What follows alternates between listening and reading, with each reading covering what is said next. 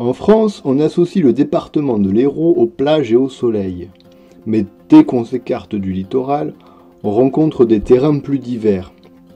Forêts, garrigues, collines, montagnes, lacs, falaises, sentiers tortueux, souvent caillouteux. Et même début avril, on n'est pas à l'abri de la neige et du froid.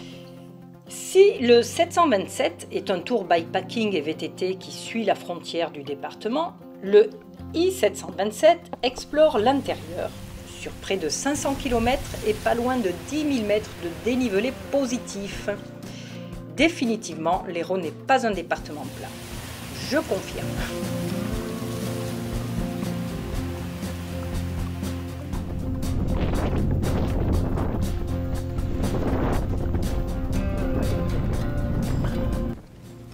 Quand nous sommes partis le 1er avril, nous savions que la météo n'annonçait rien de bon. Nous nous étions préparés au pire, sauf Jacques, qui a tenu à rester les jambes à l'air. Durant toute la première journée, nous avons bataillé contre un vent du nord-ouest violent. Nous avons vite perdu de vue la Méditerranée pour entrer dans des singles en sous-bois, avant d'attaquer les plaines viticoles au nord-ouest de Béziers.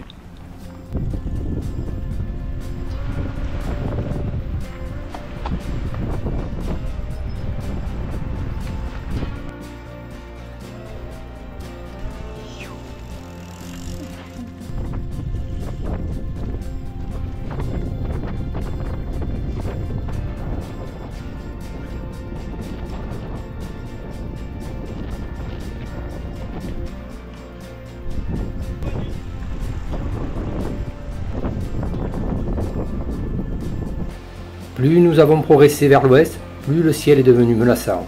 Peu avant la tombée de la nuit, nous avons rejoint l'église du Trou, où nous avons bivouaqué. Il a plu toute la nuit et le vent a continué à souffler en tempête. Jour 2. Quand nous nous levons, il neige. Nous apprendrons plus tard que nous allons vivre le 2 avril le plus froid depuis 1947. Commence un périple difficile et à la fois magnifique, car nous découvrons des paysages qui nous surprennent sous la neige.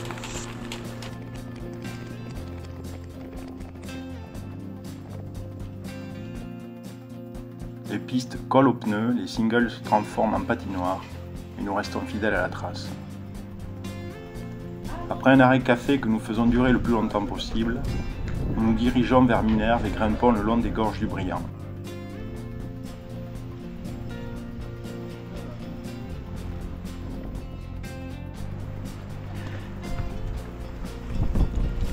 Il neige de plus en plus fort, le blizzard souffle en rafale. Nous nous enfermons chacun dans notre vie. Étrange de voir ces paysages méridionaux sous cette lumière blafarde.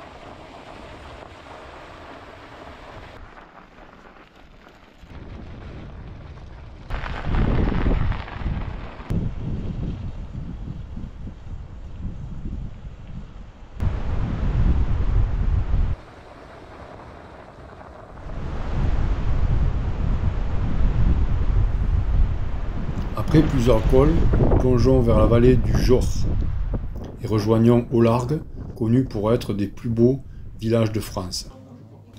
Nous ne prenons pas le temps de les visiter et nous engouffrons dans le café. Comme les conditions sont vraiment difficiles en montagne, nous coupons un bout de la trace et nous réfugions dans un hôtel à Bédarieux. Jour 3. Grand soleil, pas de vent au départ. Nous avons déjà gagné une quinzaine de degrés par rapport à la veille.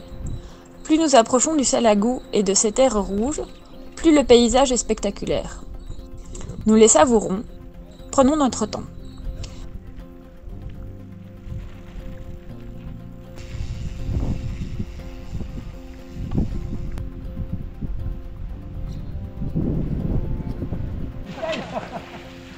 Le Le soleil se couvre lorsque nous longeons le lac, mais c'est toujours un grand moment de suivre le single de la rive nord. Il fait assez doux pour pique-niquer.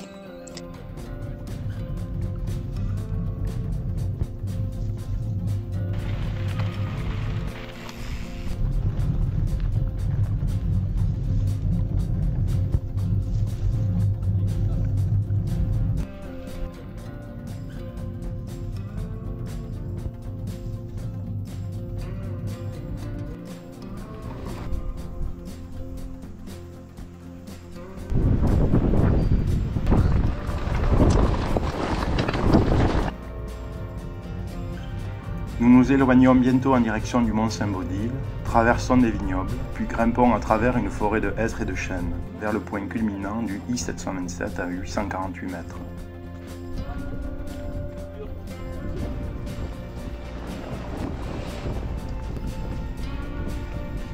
Là, le vent souffle à nouveau. Malgré la vue qui porte jusqu'au littoral, nous ne nous attardons pas au sommet et plongeons rapidement vers l'accueil très chaleureux du gîte du Mas Aubert, où nous ingurgitons une quantité faramineuse de pâtes.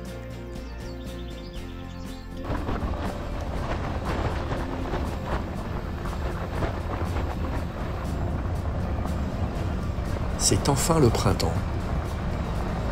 Nous voilà partis dans un secteur phénoménal, d'abord à travers la forêt de pins de Salzmann, puis sur le sentier des Fenestrelles, qui nous fait contourner le cirque de l'Infernet à flanc de falaise.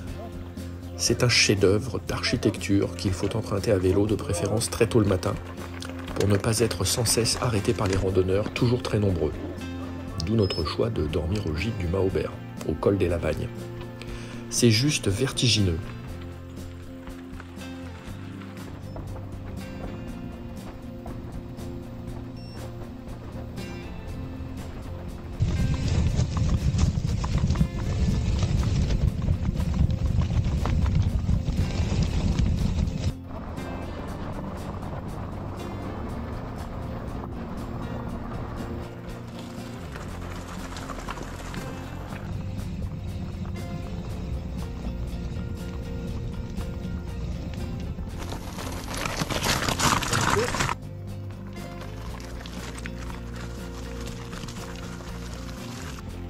Nous nous ravitaillons à Saint-Guillain-le-Désert, sous le roi des platanes. Il fait de plus en plus chaud. Enfin, nous retrouvons des températures de début avril.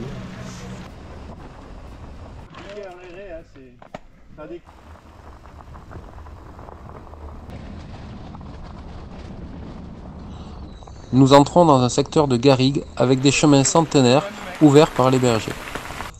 Peu à peu, nous apercevons le pic Saint-Loup et l'Ortus que nous contournons tout au long de l'après-midi.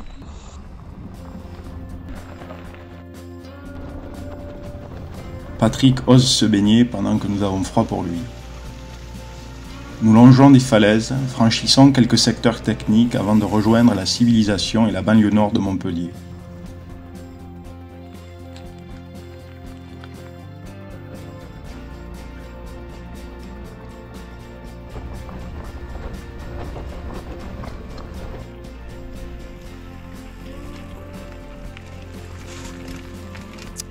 La nuit tombe quand nous longeons le lac de Seyssel.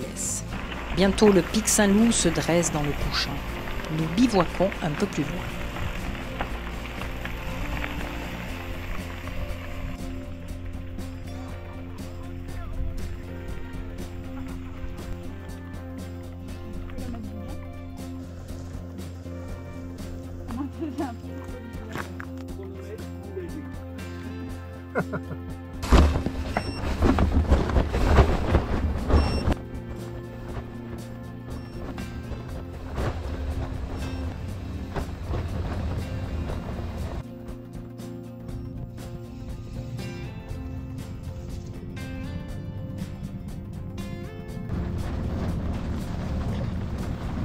Jour 5. Dernière étape, avec beaucoup de singles sous un beau soleil. Plusieurs crevaisons nous arrêtent. Nous longeons l'aqueduc de Castries, le Lay, franchissons des cours d'eau, évitons les nombreux villages avant d'attaquer de nouveau les garrigues.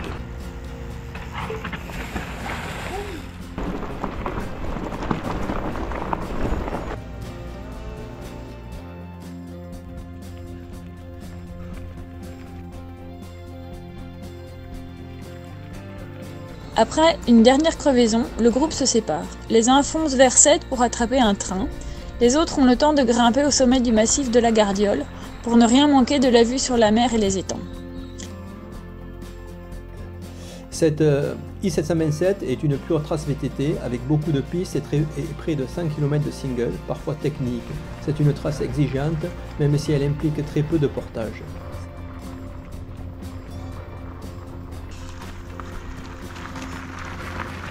Nous avons passé 5 jours dans une ambiance très sympathique, avec des riders plus ou moins expérimentés.